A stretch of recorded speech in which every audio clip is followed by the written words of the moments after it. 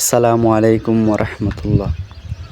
আদিলের বাবা প্রতিদিন ফজরের নামাজ শেষে তার মাথায় হাত রেখে একটাই দোয়া করতেন, আল্লাহ আমার ছেলেকে নেককার বানাও।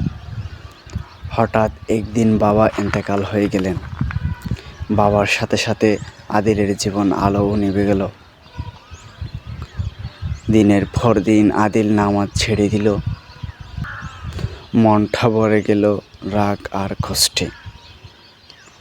এক রাতে কান্না করতে করতে সে বাবার পুরনো ডায়েরিটি করল। সেখানে লিখেছিল, হে আল্লাহ, আমার ছেলেকে হেদায়েত দিও। সে ভুল করলেও থাকে তোমার দিকে ফিরিয়ে নিও। আদিল কাঁপতে লাগলো।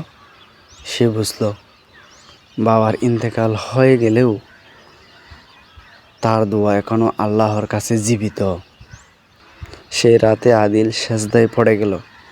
সে বলল, হে আল্লাহ, আমি হারিয়ে গিয়েছি, আপনি আমাকে আবার পথ দেখান। সে সেজদায় বদলে দিল তার জীবন। আজ আদিল নিয়মিত নামাজ পড়ে আর প্রতিদিন ফজরের পর একটাই দোয়া করে, হে আল্লাহ, বাবাকে জান্নাতুল ফেরদৌস নসিব করুন।